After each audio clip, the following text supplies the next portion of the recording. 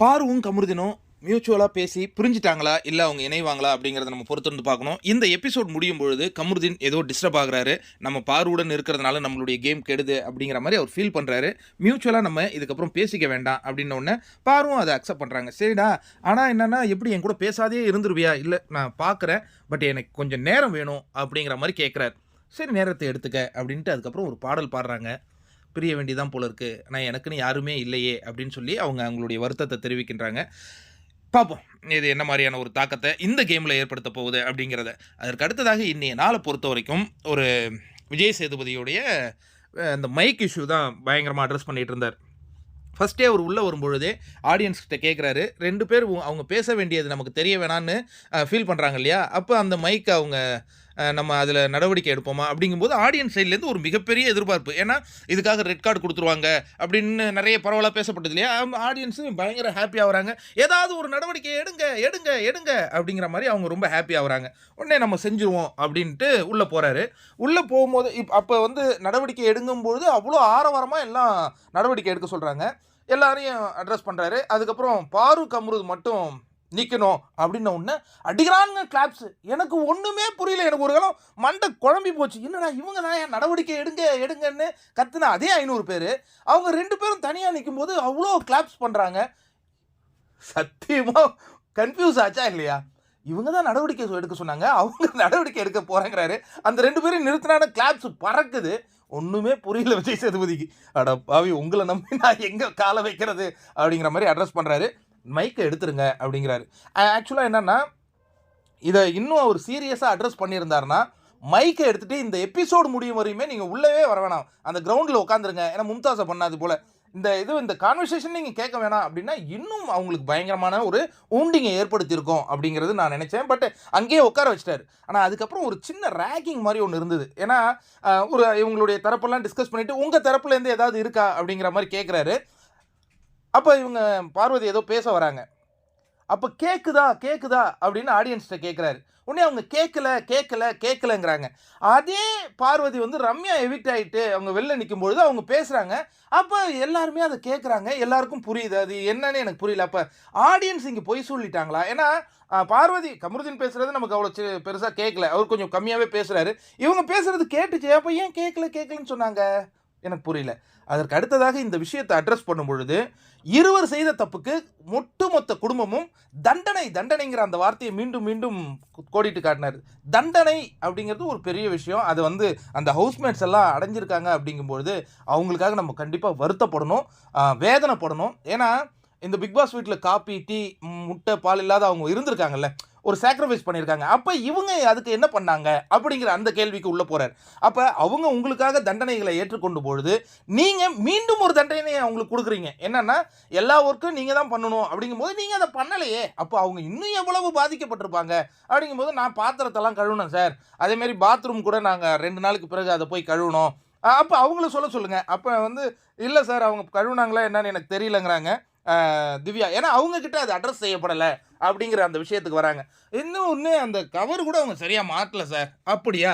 அப்போ அவங்க ஒர்க்கு செய்யலை, கரெக்டா? ஒர்க்கு செய்யலை சார். அதுக்கப்புறம் சூப்பர் டீலக்ஸ் ரூமை தூய்மையே படுத்தலை சார். அப்படியா? ஆமாம், அந்த ரூமு அது ஒரு நாள் தான் சார் பண்ணாங்க. அப்படியா? அதற்கு பிறகு சமையலுக்குள்ளே அவங்க நாங்கள் பெருசாக சமைக்க சொல்லலை சார், அந்த இதை மட்டும்தான் சார் தொடச்சி வைக்க சொன்னோம், அது கூட அவங்க பண்ணல. உடனே அமித், நீங்கள் இவங்க ஒன்றுமே பண்ணல போல இருக்கு. இல்லை சார் அவங்க இதெல்லாம் பண்ணாங்க. அப்போ மற்றவங்க சொல்லுங்கள். இல்லை சார் அவங்க எதுவுமே பண்ணல அப்படின்னு முடிச்சிட்டாங்க. அப்போ பார்வதியும் கமருதீனும் இந்த வாரம் எந்த வித வேலையும் செய்யவில்லை அப்படிங்கிற ஒரு முடிவுக்கு வந்தாங்க. பட் நாம் பார்த்தோம், கொஞ்சம் வேலை செஞ்சது போல தான் இருந்தது. நிறைய 1 o'clock வரையெல்லாம் பண்ணாங்க. அதுக்கு ஆனால் இந்த இன்வெஸ்டிகேஷன் போகும்போது விஜய் சேதுபதியே இப்போ என்ன நினச்சிருக்காருன்னா அந்த இருவர் மட்டும்தான் எல்லாத்தையும் பண்ணணும் அப்படின்னு நினச்சிருந்துருக்காங்க. பட் இந்த விஷயத்தையும் அதே இடத்துல அவர் அட்ரஸ் பண்ணியிருந்தா நல்லா இருந்திருக்கும். ஏன்னா சமையலும் நாங்கள் பண்ணுறோம் அப்படின்னு சொல்லும்போது நீங்கள் சமைச்சு நாங்கள் சாப்பிட முடியாது, அது எங்களுக்கு இன்னொரு பெரிய தண்டனை ஆகிடும், அதை நாங்கள் சமைச்சிக்கிறோம் தான் அவங்க சொன்னாங்க. அப்போ இருவரே எல்லாத்தையும் பண்ணியிருந்தோம்னா அவங்க தண்டனையின் மடங்கு இன்னும் அதிகமாக போல இருக்கு. ஆனால் இன்னொரு விஷயம் விஜய் சேதுபதி சொன்னார், அந்த 2 பேரை சமாளிக்க முடியாத நீங்கள் எல்லாம் பரிதாபப்பட்ட நிலையில் இருந்தீங்க அப்படிங்கிற ஒரு விஷயத்தை அங்கே பதிவு பண்ணுறாரு. அதற்கு பிறகு கானா வினோத்தை ரொம்ப டீஸ் பண்ணது போல் எனக்கு இருந்தது. ஏன்னா கானா வினோத் சொன்ன அந்த 2 விஷயமும் அவர் அந்த ஃபீல் பண்ணதும் அவர் சொன்னார். இன்னொன்னு அந்த திவ்யா கூட நடந்த சண்டையிலயும் அவர் வந்து கமருதீன் அவர் தான் கூட்டிட்டு வந்து மன்னிப்பு கேட்க வச்சாரு. அந்த இடத்துல அவங்க சிரிச்சு இது பண்ணிட்டாங்க. ஆனா கேட்க வச்சாரு. பட் இப்போ என்ன பண்ணிட்டாருன்னா விஜய் சேதுபதி, இங்க ஒரு குரூப் இருக்கு அப்படிங்கிற மாரி ஒரு குரூப்பிசம். அப்ப நீங்க குரூப்பிசம் இருந்து அவங்க பண்றாங்க அப்படின்னு சொன்னீங்களே, அப்ப நீங்க பண்ணது என்ன? அப்படின்னு உடனே எஃப்ஜே மாரி ஆட்கள்லாம் டக்குன்னு கை தட்டுறாங்க. உடனே விஜய் சேதுபதி நிறுத்துறாரு. அதுக்கெல்லாம் நீங்க கை தட்டலாம் வேண்டாம் அப்படின்ட்டு.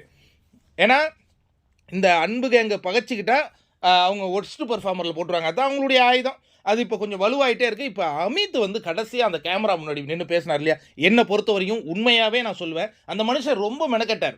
எல்லா விஷயத்தையும் அவரு ஹேண்டில் பண்ணணுங்கிறதுக்காக ரொம்பவே மெனக்கெட்டாரு. அவருடைய கெட்ட நேரம் இவங்க மைக் பேசி இதெல்லாம் ஒரு சவாலுங்க. வாழ்க்கையில நமக்கு சவால்கள் வரும்பொழுது அதை எப்படி எதிர்கொண்டு நாம அதை ஜெயிக்கிறோம் அப்படிங்கிறதுக்கான ஒரு விஷயம் தானே இந்த பிக் பாஸ்ங்கிற அற்புதமான பயணம். அமித் வந்து ஒரு சாஃப்ட் கார்னர் இவங்க பக்கம் எடுத்திருக்காரான்னா கண்டிப்பா எடுத்திருக்காரு. அதை தான் விஜய் சேதுபதி சுட்டி காட்டினாரே தவிர்த்து அவருடைய கேப்டன்சி ஒஸ்ட். ஏன்னா நீங்க யோசிச்சு பார்த்தீங்கன்னா அவருடைய கேப்டன்சியை நிறைய பேர் பாராட்டி இருக்காங்க. விமர்சனம் வைத்தவர்கள் கூட என்ன சொன்னாங்கன்னா இவர் வந்து எதுவுமே சரியா பார்க்கல அப்படிங்கிற மாதிரி இந்த 2 சண்டையில தலையிடலங்கிறாங்க. ஆனா எந்த சண்டையில எந்த தலை உள்ள நுழைஞ்சா கேட்குறாங்கங்க. யாரும் அதெல்லாம் கேட்க மாட்டாங்க. இவர் 2 சண்டை தான் கோடிட்டு காட்டினதே. ஆனா இந்த வாரம் முழுவதும் எவ்வளோ சண்டை நடந்தது நம்ம பார்த்துக்கிட்டு இருந்தோம். எல்லா விஷயத்துலயும் ஆனா அரோரா சின்க்ளேருடைய அந்த பாயிண்ட்ஸ்லாம் வந்து ரொம்ப தெளிவாவே இருந்தது. அவங்களுடைய கேம் புரிதலையும் நம்ம கண்டிப்பா இந்த இடத்துல பாராட்டுறோம். ஏன்னா ஆனா அமித் வந்து அந்த டம்மி கேப்டன்ங்கிற மாரி சொன்னாங்க. அத தவிர்த்திருந்து பட் அவங்களுடைய அந்த பாயிண்ட்ஸ்கள்லாம் வந்து வேலிடான ஒரு பாயிண்ட்ஸா இருந்தது. வேலிடான பாயிண்ட்ஸ் வைத்துக் கொண்டிருந்த வியானா கொஞ்சம் பெருசா வைக்கல. அவங்க வந்து அவரு கேட்க மாட்றாரு, எத சொன்னாலும் அப்படிங்கிற ஒரு விஷயம் போனாங்க. அதுக்கான ஆதாரங்கள் பெருசா இல்ல. அதற்கு அடுத்ததாக பார்த்தீங்கன்னா, அம் அமி அமித்தருடைய கேப்டன்சிய வந்து பாராட்டுனவங்களும் இருக்காங்க. அப்படிங்கும் பொழுது, கானா பாக்ஸ்ன்னு ஒண்ணு நடக்கும் இல்லையா? அத கொஞ்சம் நிறுத்தி வச்சிருந்திருக்காரு போல இருக்கு. இல்ல அது அ கா கார்டன் ஏரியால நடத்தியிருக்காரு போல இருக்கு. வேற ஒரு ஈவென்ட் மாரி. அதனால கொஞ்சம் வீடு அமைதியா இருந்ததுன்னு சாண்ட்ரா சொல்றாங்க. இன்னும் ஒருவர் கை தூக்கியிருந்தார். நான் பாராட்டினேன்னு சொல்லிட்டு. விக்கல் விக்ரம். அப்ப ஏன் விக்கல் விக்ரம் அவரு கே பேச வைக்கல விஜய் சேதுபதி அப்படிங்கிற வருத்தம் இருக்கு. ஒருவேளை அவரு அந்த லைவ்ல பேசியிருந்தாலும் நமக்கு ஏன் காட்டப்படல? ஏன்னா இவ்வளவு குற்றச்சாட்டுகள அந்த மனுஷன் மேல அடுக்கிட்டாங்க. ஒரு 2, 3 நல்ல விஷயங்களாவது நம்ம காதுல ஏன்னா உண்மையாக உழைத்தவங்களுக்கு கிரெடிட் கிடைக்கணுங்கிறதுல குட் ஆர் குட் ஹெல்த்லாம் கண்டிப்பா உறுதுணையா இருக்கும். அந்த விதத்துல கஷ்டப்பட்ட அமித்துக்கு இந்த இருவரால அவருக்கு பாவம் கஷ்டப்பட்டு நின்னத பார்க்கும்போது நமக்கு ரொம்ப கஷ்டமா இருந்தது. அதற்கு அடுத்ததாக நீங்க பார்த்தீங்கன்னா, எவிக்ஷன். இப்ப நான் என்ன சொல்றேன்னா, இப்ப இவங்க 2 பேர் தான் சரியில்ல அப்டின்னா, எவிக்ஷன்ல கமருதீன்ல மக்கள் தூக்கியிருக்கணும். ஏன் ரம்யாவ தூக்குறாங்க? இத உள்ள இருக்கிறவங்க புரியணும். ஏன்னா யார் எவிக்ட் ஆவாங்கங்கும்போது டக்கு டக்கு டக்குன்னு ரம்யா பேர தான் சொல்லிட்டு வந்தாங்க. எப்போதும் சரியா கவனிக்கிற பார்வதி வந்து எஃப்ஜே அப்டின்னாங்க. ஆக்சுவலா எஃப்ஜே தான் தூக்கப்பட்டிருக்கணும். ஆனா எஃப்ஜே அவங்களுடைய செல்ல குழந்தைங்கிறதுனால தொடர்ந்து நீடிக்கிறார் அப்படிங்கிறதை நம்ம வச்சுப்போம். அந்த இடத்துல ரம்யாவுடைய எவிக்ஷன் வந்ததுக்கு பிறகு சாண்ட்ரா வந்து நான் இனி தனிமரமா ஆயிட்டேன் அப்படின்னு அவங்க கஷ்டப்படுறாங்க. அவங்களுக்கு இழப்பு பாருங்க. போன வாரம் வந்து பிரஜன் போயிட்டாரு. இந்த முறை ரம்யா போயிட்டாங்க. இப்போ பிரஜனுடைய சட்டையோட வாழ்ந்துட்டு இருக்கிறவங்க இங்க ஒரு துப்பட்டா வச்சு வாழ்வாங்களா என்னன்னு தெரியல. கேம் ஆட வந்திருக்கமா நீ கேம் ஆடுமா அப்படின்னு தான் நம்ம சொல்ல தோணுது. அதற்கு அடுத்ததாக ரம்யாவின் எவிக்ஷன் பொழுது இந்த திருப்பாச்சி காவியம் நம்ம அந்த அண்ணன் தங்கச்சி பாசத்தை நம்ம எதிர்பார்த்தோம். அதை வந்து கடைசியாக அவங்க வெளிக்காட்டுறாங்க. என்னுடைய அண்ணன் அப்படின்னு சொல்லிட்டு ஏன்னா சபரி ஒரு முறை சொன்னார் அவங்க அந்த கண்ணங்களை கிள்ளி விட்டாதான் அவருக்கு தூக்கமே வரும்னு. இப்போ சமீப காலமாக அந்த பிரிவில் இருந்திருக்காங்க போல இருக்கு. ஏன்னா இவங்க கேம் மேம்படணும்னு அங்கே இருந்த போதும் கேம் நடக்கலை, இங்கே வந்த போதும் கேம் நடக்கலை. அதுதான் அதனுடைய பியூட்டி. எனிவே வெளியேற வேண்டிய ஒரு போட்டியாளர் தான். நல்ல ஒரு குறும்படம் போட்டாங்க, அனுப்பி வச்சாங்க. அதற்கு பிறகு நடந்த அந்த நிகழ்வுகள் இதுலயே நடுவில் வந்து கமருதீன் வந்து ஒரு மைக்கை எடுத்து பேசினார். அதுவே தப்பு தான் அது. ஏன்னா இவர் மைக்கை கைட்டி வைங்கும் பொழுது அதை எடுத்திருக்க கூடாது.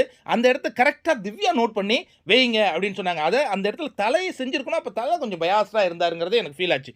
அதற்கு அடுத்ததாக நீங்கள் பார்த்தீங்கன்னா திவ்யாவுடைய விஷயம் இன்வெஸ்டிகேட் பண்ணும் பொழுது இந்த தகாத வார்த்தைகள் பேசினார் இல்லையா, அதை அவர் கண்டிக்கிறார். அதாவது நீங்கள் கோவப்பட்டது சண்டைங்கிறத விட அந்த தகாத வார்த்தைகளின் போது தலை நீ உள்ளே வந்திருக்கணும் அப்படிங்கிற ஒரு விஷயம் எல்லாம் ரொம்ப அழகாக அட்ரஸ் பண்ணியிருந்தார். திவ்யாவும் இன்றைக்கி நிறைய அந்த பாயிண்ட்ஸுகளை நிறைய எடுத்து வைத்தாங்க. அதெல்லாம் ரொம்ப அற்புதமாக இருந்தது பார்க்குறதுக்கு.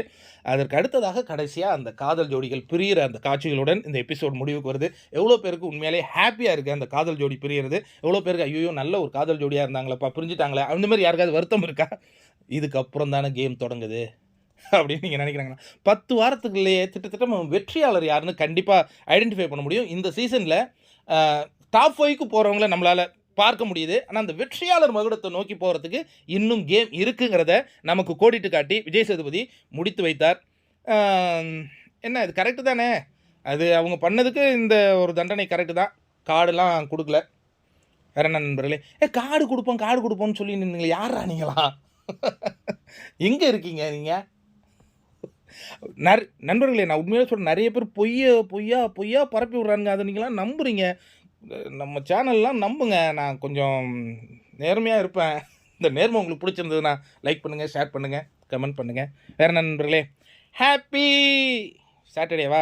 நல்ல மகிழ்ச்சியாக இருந்தது. நான் எதிர்பார்த்த அந்த எவிக்ஷன் ரொம்ப சந்தோஷமாக இருந்தது. ஆனால் ஒருத்தவங்க வெளில போகும்போது அவ்வளோலாம் மகிழ்ச்சி அடையக்கூடாது. நான் ரம்யா ஜோவை இன்னும் இந்த பிளாட்ஃபார்மை யூஸ் பண்ணணும்னு நான் நினச்சேன். அதனால தான் நான் வருத்தப்பட்டேனே தவிர்த்து அவங்க மேலே எனக்கு என்ன பர்சனல் கிரட்ஜா ஒன்றும் கிடையாது. நாளைய எபிசோடில் என்னென்னலாம் இருக்க போகுது அப்படிங்கிற அப்டேட்டையும் நம்ம தொடர்ந்து கொடுக்க போகிறோம். Stay tune. Good health. Thanks.